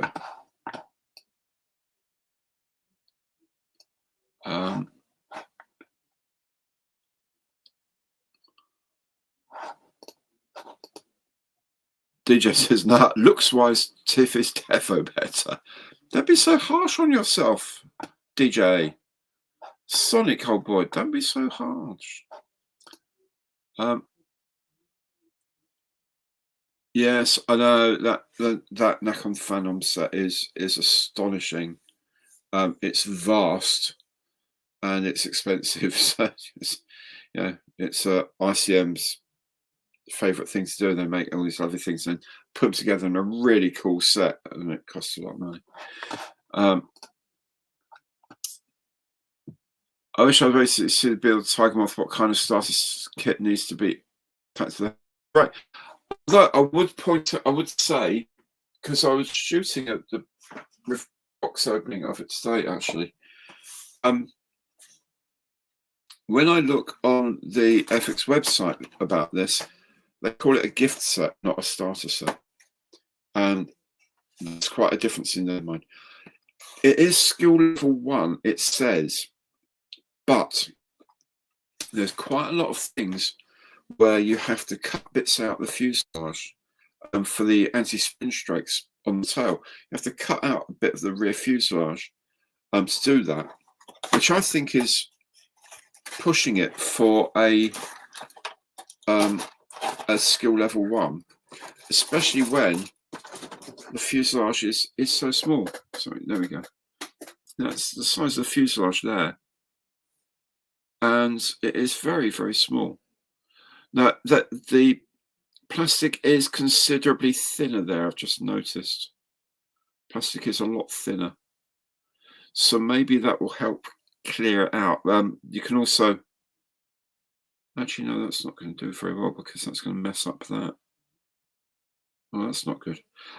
There's a couple of doors there on the side, and the side doors sort of flap open, and there are replacements for that, so you can have the doors open, but you have to cut the closed doors that are molded on. You have to cut them off. And I just thought it looked like they made it all a lot thinner over there, but it actually spreads out over different things. It's not that well put design, I'm afraid. So I think it's a skill 2 at least. At least. Smear A6 Intruder. It's new. It's a Martin Baker Tank Buster. I was about to start doing the Ghostbusters theme. Who are you going to call Tank Busters? John, do I have anything other than aircraft and armor in your stash? Yes, I do. I have not much, but I do have. Got Land Rover, but that's kind of armory. I've got like an American sort of stock car transporter that's really groovy. I've got the Eiffel Tower. I've got a model of the Eiffel Tower up there, the Hele one. But some submarines, a couple of submarines up there. There's an HMS Fearless up there that I'm going to do. There's a Colossus class carrier in 1/400th. So I'm going to do the Hele Aramosh one. But the rest is really mainly aircraft with some vehicles, because aircraft modeling is what I know most of. Yeah. The latest ICM stuff was a Focke-Wulf 189C Tank Buster. Oh, Tank Buster. How about that? There were some figure sets. There was a set of figures of Montgomery and his staff, and there's also a German field kitchen from World War II set as well, which is quite cool and groovy. I've got a Model T Ford up there as well. Thinking about it, I've got the ICM Model T Ford up there. I've got a Velociraptor, and I've got a Samurai set. You can guess who sent me those. So, but yeah, I have to say most of it are airplanes. Really, really do.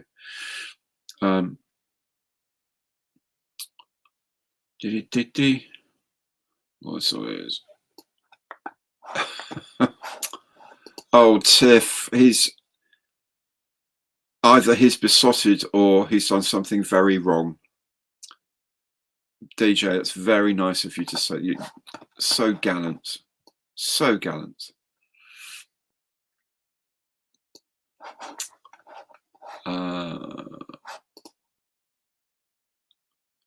I've got some vac form glazing for the Matchbox Halifax. Ooh, haven't used it before. Any advice? I have done a couple of bits of vac form glazing. I always found it best to cut wider. You know, if you've got like the shape of it, cut. Or you can always trim down vac form. It's almost impossible to refill anything. So take it to, you know, give yourself a bit of spare plastic around, and very slowly start taking it down, but then start sanding it down or something like that, and test fitting it all the time. And when you think it's right, then leave it alone. Don't think, oh, I'll just give it another, because you'll do something and it'll take it. But don't give yourself plenty of room to adjust it down, because there's precious few ways you can adjust it up again if you overdo it. That's the only thing I can remember. Martin, oh, you heard that? I thought I'd barely mentioned that I'd flown in that tiger moth. Well, you must have very good ears, Martin. Very perceptive to have picked up the very, very minor mention of that I've made.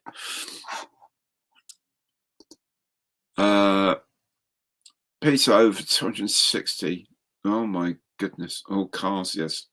Great stuff. A load of great cars. Damn, that's a dinky plane. Yes, I know, it is a really small plane. It wasn't until I did the box opening I thought, actually, that's a lot smaller than I imagined it would be. Don't know why. Don't know why.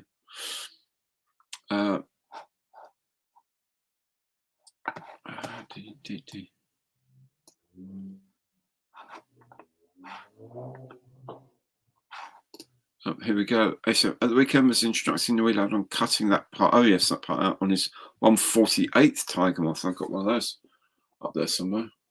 Airfix 148th tiger. Ended up cutting off too much. Yeah, you know, that's it's the way. It is always the way. Dear.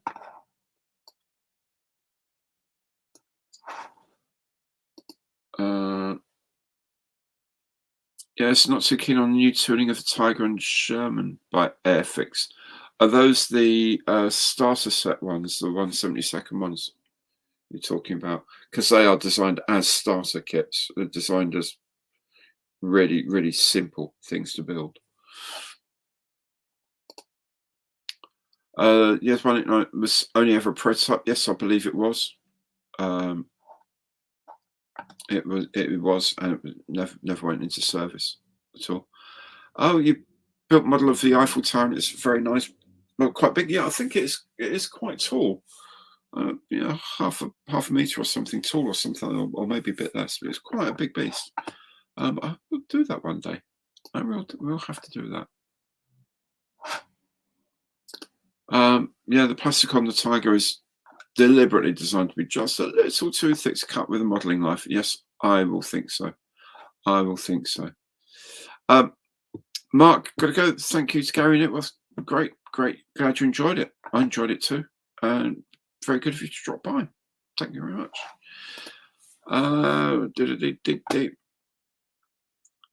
Well, Tiffany, you know, that's a start, and I promise you, it'll just once they start coming in. Oh boy, they're a nightmare, absolute nightmare. But great fun, and always looking out for things. Always looking. Oh, I really want to make that. Really want to make that.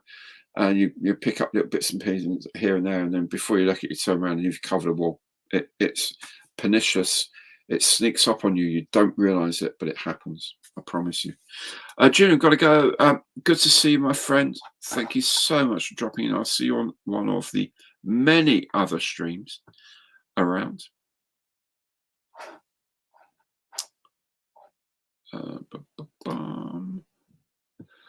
Love the Cussy Sark and the Mary Rose. Okay. And the Memphis Belle. Yep.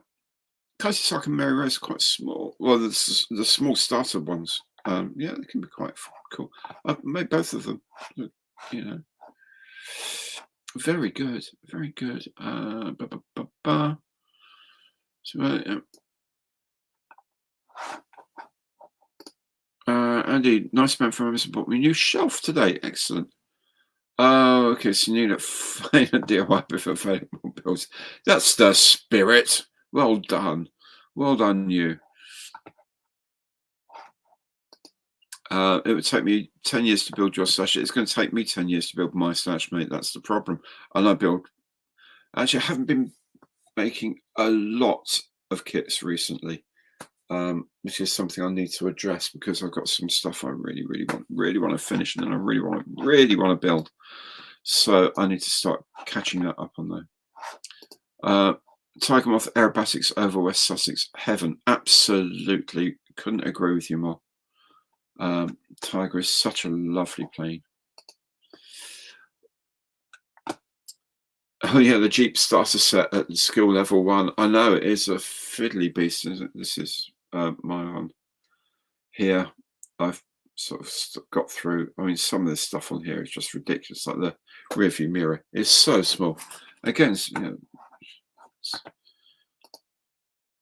a Spitfire still to build. Okay. Yep, absolutely, DJ. And so the Mustang you've got is like the main series kit of the Mustang 172nd that they made a few years back. They do one now, which is a starter set, which is like 26 parts or something, which is fine. But the one you've got is a much nicer kit of them. It makes a lovely kit, the Mustang. The new one's grand, don't get wrong, but the other ones are better. Got better interior. Got like got the thing for the decals for the instrument panels, and the new one hasn't got that. Don't think new one's even got a control column or anything like that. And I think from memory, the old one you could have the flaps up or down as well. Anyway, but it is quite fiddly. It's fiddly getting stuff off of the frame as well. So be careful the carpet monster doesn't grab some of the stuff as it comes off, because I seem to remember that some of the bits are really quite delicate to get off the frame. But you know, you train modeler, you probably have exactly the same thing with a lot of train models. You know, so just take your time and enjoy it. The most important thing is enjoy it. Just take your time, and if you're happy with the result, that's a win. End of story. You're not there to please anyone else. You're there to please yourself. That's the way to do it. Tiffany built the Eiffel Tower in Minecraft. Oh my goodness. And then the server corrupted. Well, I'm not surprised. That is an absolutely enormous model to make in Minecraft. I would have thought, not that I know that much about Minecraft, but I'm guessing it's quite a large model, given that the Eiffel Tower is quite a large thing. I don't know.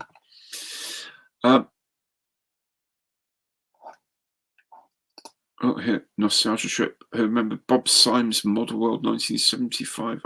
No, not to me. Not me. Didn't Hella do a Vasa? I don't know if Helle did. I think Airfix did the Vasa, the Swedish ship. Pretty sure they did. I don't know.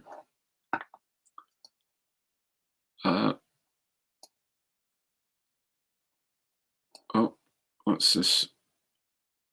Oh, here we go. Simon, for any Barnsley supporters. Oh dear, it was 7-0 from Manchester. And now I don't understand football and don't follow association football at all. But I know 7-0 is a pretty poor result. Wow. And Jim, my compliments, Nick. Another brain twister, blimey. Yeah, I know. It's cool. It's cool. Yes, and I noticed that, Graham, when I was doing the shoot earlier. There's a bit of flash here and there.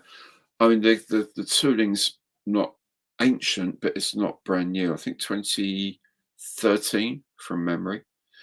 Um, so it's only just over 10 years old, but I think because they've been pumping loads of stuff through these molds, especially for the little offer, I suspect that yeah, the molds are getting a little bit worn, and they've still got another release to come later this year, apparently. So we'll see. Oh, here we go. Oh, the Carbit Monster, the Tiger with tail skids, and that has an inaccurate tail wheel. Okay, well, do you know, they were interchangeable depending on whether you're operating from grass or from tarmac. So if you're operating from tarmac, you really don't want a tail skid, you want a wheel. And if you're on a grass, then a skid is actually better. It helps the braking, and I think, but it gives you better directional control as well. It's not entirely impossible that the aircraft wouldn't have a wheel at some point, but they were literally interchangeable. You know, like 10-minute job sort of thing, from what I remember.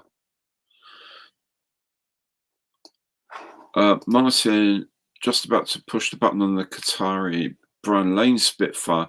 Is it worth your time away? From what I understand, it is an absolutely exceptional kit. I know John Marley from Scale Modelling Twins in Australia has made one, and he absolutely loved it. He absolutely adored it, and he's a good model maker, so I trust him.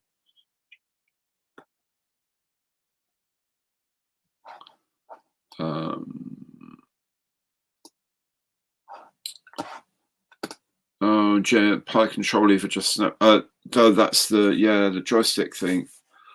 Do you know, I can't remember how I got mine free from the frame either. They are so delicate. It's ridiculous. That's one of the least good things about it. You can kind of glue them together as after you clean it up, and then just sort of glue them together, a tiny spot of glue, and just leave them on something that it's not going to stick to.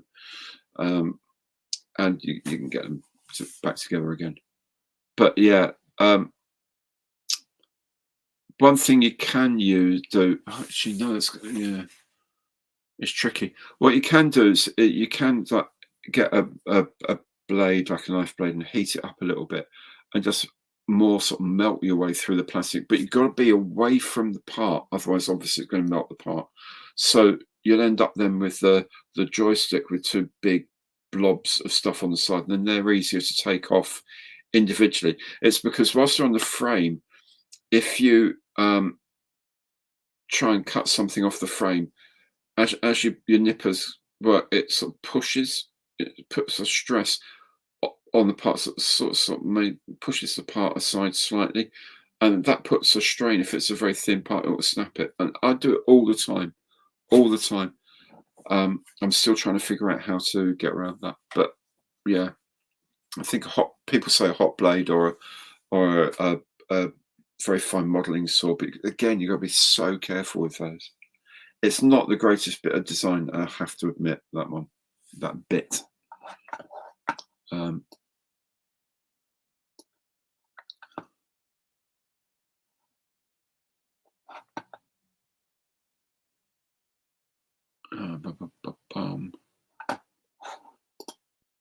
Bobby G says, yes, mate, I believe it's a real beauty. Again, the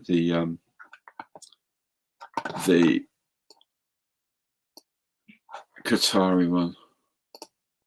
But yeah, Jamie Hago just built the Mark 1 early, rated it very highly. I've heard nothing but good things about them, to be honest with you.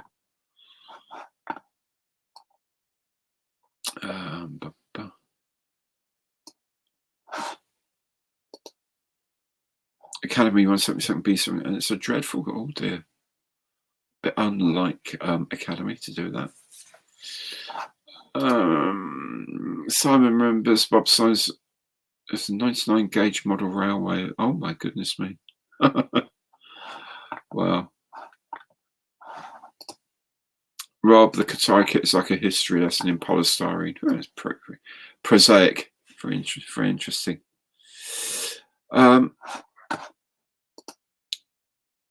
Is Academy kits any good? Haven't had the chance to build one yet.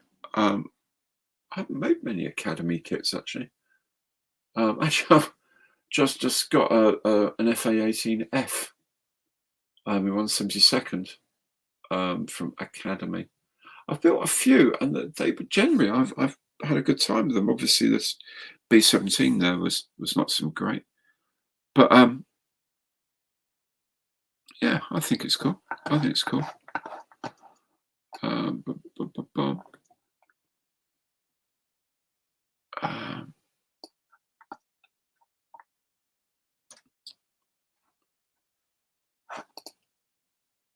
Oh yeah, you do. Yeah, so we were talking about the Sherman Tiger starter kits. They're not great.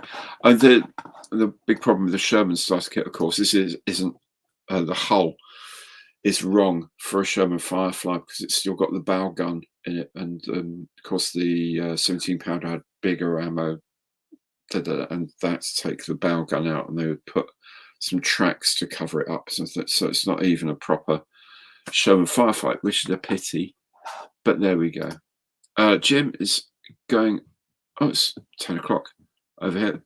Thank you, Jim. Thanks for tuning in from Chicago. I'll see you very, very soon on the channel somewhere, on one or other channel, or here or there, or maybe on Sunday even. I'll see you around for sure, though, Jim. Good to see you, my friend. Really good.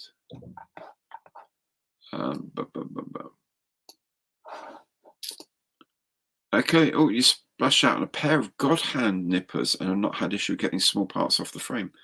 Okay, they are. I mean, they are properly. I don't know how much they run to these days, but they're not the cheapest things in the world.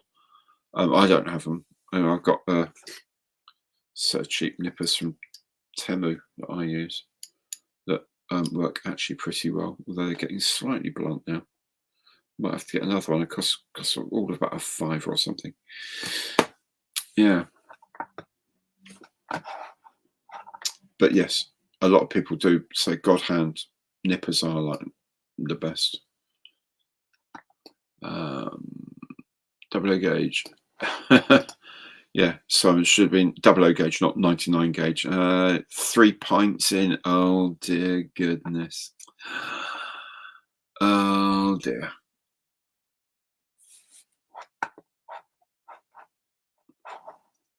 Okay. Apparently, Dapple has James May gin tank for pre-order. No idea what that is. Actually, a gin tank built by James May, presumably. I know. Yeah.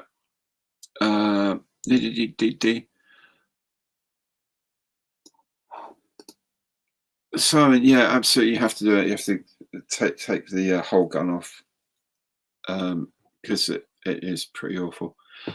Anyway, it's 10 o'clock. I have to get up early tomorrow to do some stuff and then do some model stuff after that. So thank you all so very, very much for joining me in the stream tonight. I hope you've enjoyed yourselves.